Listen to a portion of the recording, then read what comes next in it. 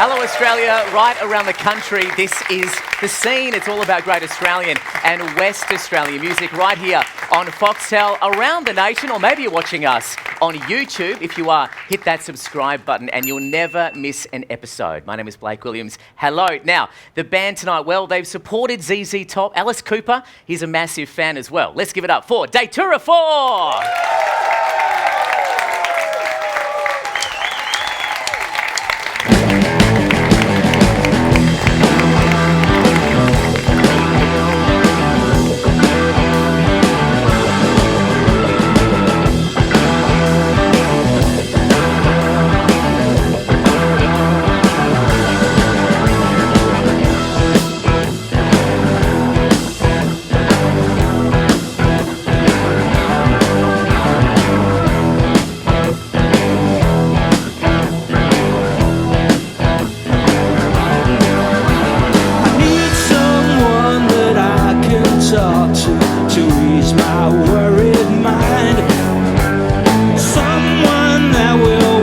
Beside me through these troubled times. Who can I trust to put my faith in before this world I leave? There's still too much misinformation, so who should I believe? Gotta hold my life, 'cause I don't wanna lose it. Gotta keep it safe, 'cause I don't wanna lose it.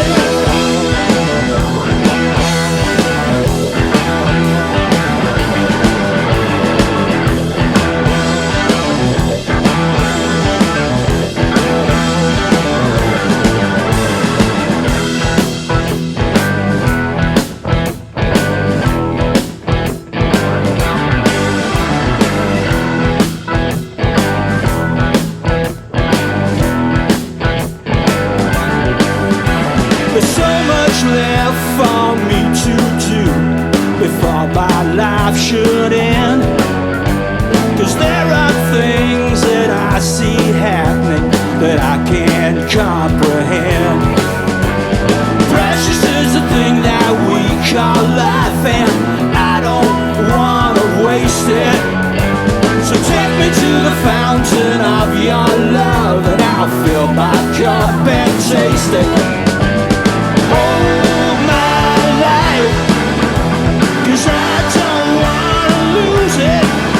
Gotta keep it safe, 'cause I don't wanna lose it.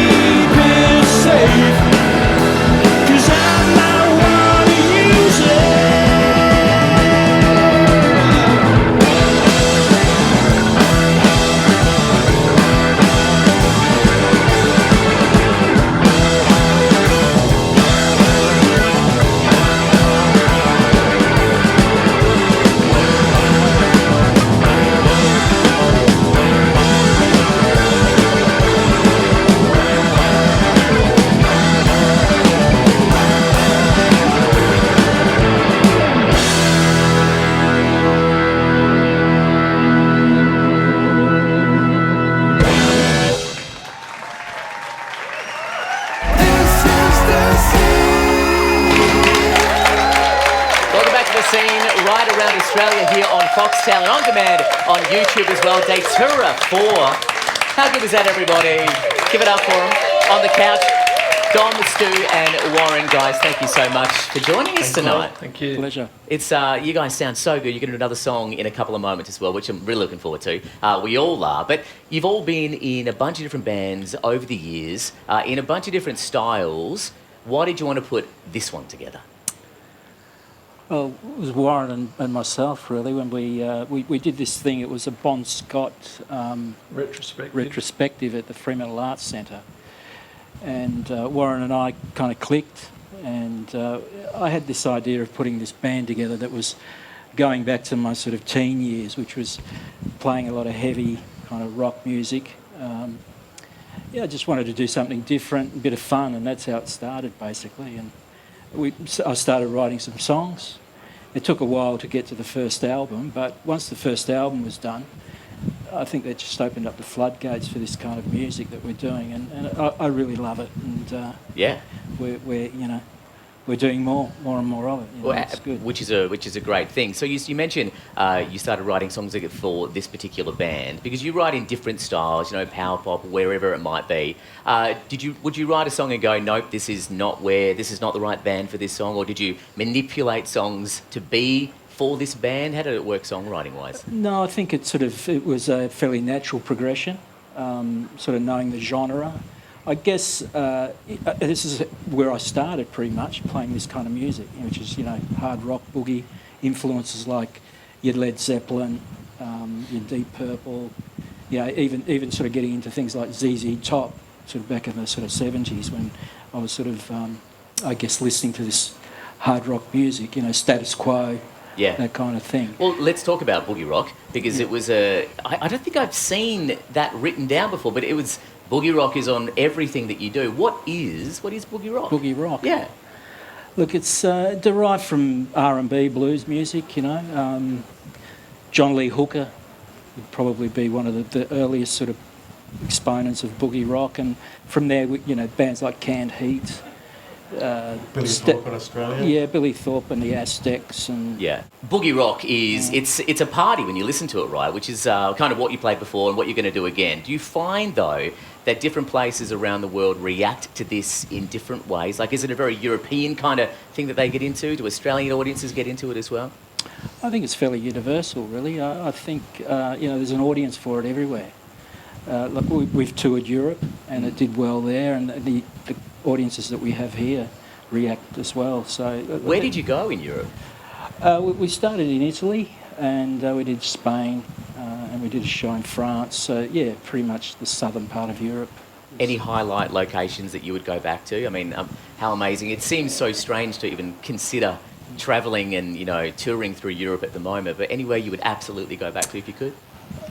Just about everywhere. Granada was a bit of a highlight. Where? Granada was a real highlight for us. Oh, wow. Granada, pretty much anywhere. Anywhere, really. They're all great shows. Yeah. Is it something about European audiences? Because people have said this many times to me, where they've toured through Europe and maybe the appreciation is at a different level, or people sit down and they kind of listen. They really are quite attentive to what's happening on stage. Is that something that you found over there? Oh, definitely, yeah. But to put my finger on it, I couldn't really say. I just think there's an audience there that I guess have had the tradition of rock bands sort of coming through for many, many years. So, they're always up for it, and I guess they know what they're going to get, and, they appreciate it. Yeah, for sure. Yeah. Is there a plan, once all this COVID craziness is over, whenever that will be, once the new album is out as well, is there plans to go back? Well, yeah, I guess we'd like to go back. It's very hard to know right now, What about other places around the world? Have you toured through America? Not with this band. Not with this one? Yeah. The label you've got, though, which has picked up all of the music that Datura4 are doing, is an American label. How did that come about? Well, originally, we did the album, the very first album, which was Demon Blues, and I think we were going to release it ourselves or go through an Australian label. But I had this connection with a label in the US called Alive Natural, and this particular guy that runs the label had bands like the Black Keys and bands like that on the label. There's a few other bands of similar kind of, I guess, styles. I thought I'd give it a try, and I got in touch with him and I said, look, I've got this new album, new band, do you want to have a listen? And he did, he loved it, and that's how it started pretty much. And wow. Do you think that opens doors to do potential touring in the US, having that kind of head start? Absolutely, yeah. Probably would have happened if COVID hadn't kicked in. Yeah. Yeah. It's, they've got a good distribution. Yeah. That's the whole thing, is that they distribute to pretty much everywhere in the world and all over the US. So I saw a couple of years ago, so ZZ Top, you guys were supporting them. When was that? That was in 2011. Around this time of 2011, it was us, Rose Tattoo, and ZZ Top. And how did that come about? The promoter reached Local out. promoter, Local yeah. promoter reached out to us, yeah. It's interesting though. You've got a lot of accolades from people who have been doing this for a really long time and very successful at it. People like Alice Cooper, who I believe played you on his radio show, right? How did that come about? Yeah, look, I guess someone had given him a copy of the album, whether it was the publicist or whoever.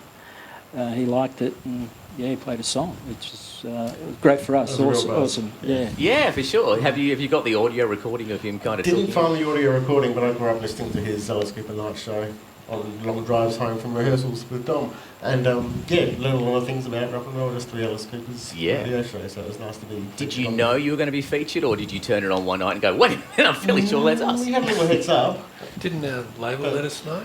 Yeah. Yeah, I think it was the publicist. Yeah, but I didn't hear it, so I don't know what he said. Oh, we'll have to find that audio. And, Yeah. Steve Van Zandt from the Bruce Springsteen band as well. Another fan of you guys. Yep. How? I'm just going to keep asking you famous people and how they know you. Well, that started off with me, basically. His personal assistant, or whoever from his production company that he has, called Renegade Nation, and he has a radio station called the Underground Garage that plays a lot of retro and new kind of rock and roll music. Yeah. He's a real passionate guy about rock and roll, and his assistant sent me an email wanting to know more about my band, which was DM3 at the time, and wanted to know how many albums we had out. I think he only had one album, and I let her know that there was quite a few out there, and I had all these other bands if he was interested in having a listen. So I sent him the stems and a whole heap of DM3 stuff, and the next thing was that he was touring Australia with Bruce Springsteen, but he wasn't coming to Perth. Right. And he invited me to the show. So I said, look, I don't think you're coming to Perth, so I won't be able to go. And he said, well, if you can make your way to Melbourne, we'll get you backstage. He wants to meet you. And, I got to meet him and struck up a bit of a friendship. He's a big fan of the music. Yeah. He couldn't believe the Stems were an 80s band. Thought we might have come from the 60s or something, I don't know. But, Yeah, right. but yeah, he's a real passionate guy, real believes in rock and roll. He's got some educational program going in the US, which is just admirable that he's wanting to sort of do that and let the younger kids know about all this great history of music. And there's so much there to learn. There's so much amazing stuff. In fact, let's talk about the brand new album, because it is not out just yet. Is there a date? Have we released a date for when it's happening? We've been told August. You've been told August. Yeah, Who told you August? Don't you tell them? Well, we'd love to. It doesn't work that way, unfortunately. But it's been put back a couple of times. Okay, Yeah, but it's all done? It's all finished, Yeah. We finished in June, all Yeah, right. mastered and everything, so I kind of forgot we actually started did the it. next one. Started the new next one, yeah. Just bank them up, ready to go. Just Well, writing, yeah. I feel like after this whole COVID thing, there's going to be, like a renaissance of work, because everyone's just been writing for the last 2 years. We cannot wait to hear it. You guys are going to up and do another song in just a moment. Before we do, though, let's cross to our Atomic Bar with Suze. Suze is our floor manager. Suze likes to throw some questions at our artists. Suze, what did you have tonight for Datura4? So my question this week is quite simply, the Beatles or the Rolling Stones? Always the Beatles in my life, so yeah. Yeah, Need that. I'm Beatles. Beatles. What are you going to say? I'm going to say Led Zeppelin. Of course you are. I kind of knew that. I sort of felt that was going to go that direction. Also, our mates at the Kewdale Hotel have popped up a few $50 bar cards. And if you are in Perth, the show is filmed in Perth. You can check out the Kewdale Hotel for supporting the show as well. We put a post on Facebook today for someone to send through a question. Clayton Mitchell, who I'm sure he's actually, here he is, he's in the studio as well. Chris is straight on with a camera shot. The question, and I really like this one, so this is why you've won a $50 bar voucher. Well done. Alice Cooper is a fan of you guys and a legend, but do you think you could beat him at golf? No. Not interested. Stu. No. Maybe a game of fish, but probably not golf. No, is that the correct answer? Yeah. There we go. Please get up for Datura4, everybody, on the scene. The brand new album is out a little bit later this year. If you want to find you online, what's the best place to go? Your social media handle? Yeah, Facebook. We have a website as well, so yeah. And you'll see that link on our screen right now. This is Datura4, a very short break right here on Foxtel around the country when we return. These guys live on stage. Back in a moment. This is The Scene. Thank you.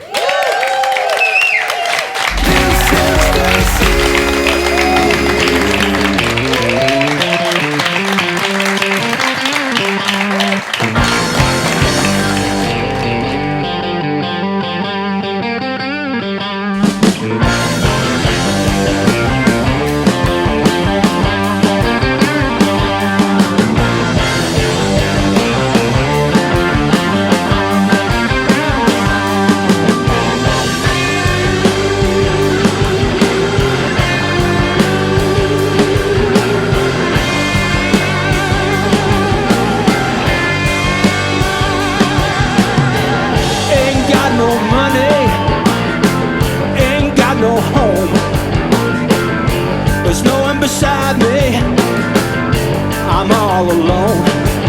I'm a shit kicker, I'm a ditch digger, and I'm a loose trigger. I'm all alone. Yeah.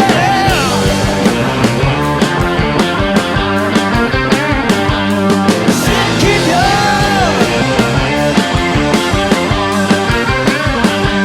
shit kicker.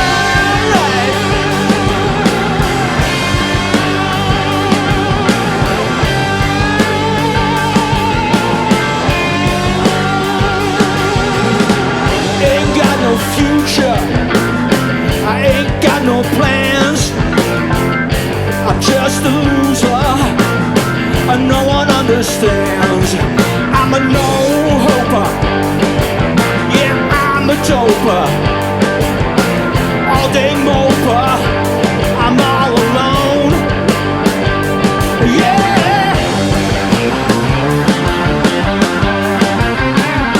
I'm a shit kicker.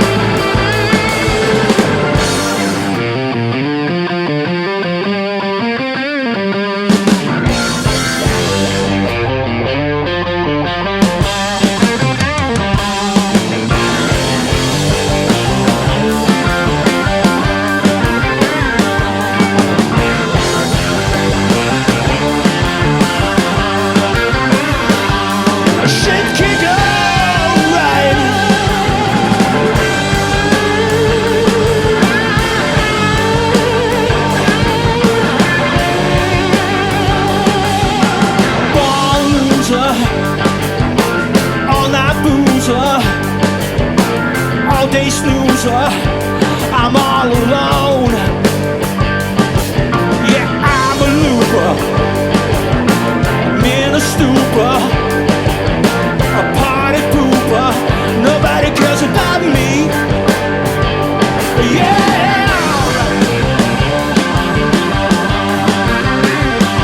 I'm a shit kicker.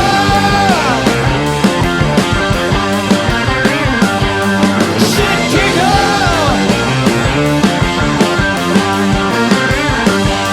Shit kicker.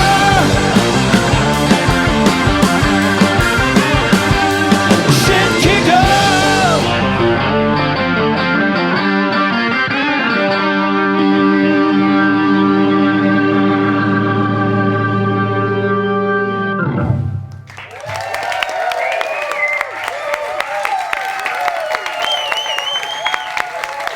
How good is that? Datura4 right here on the scene. This show is about great Australian music. We can't do it without our mates at Sorrento Strategic Accounting and Morley Sound Centre plus Atomic as well. Next week, we're going to test the limits of this stage. A 12-piece jazz band. Mace Francis plus 11 on the show next week. Catch you later, Australia. Good night.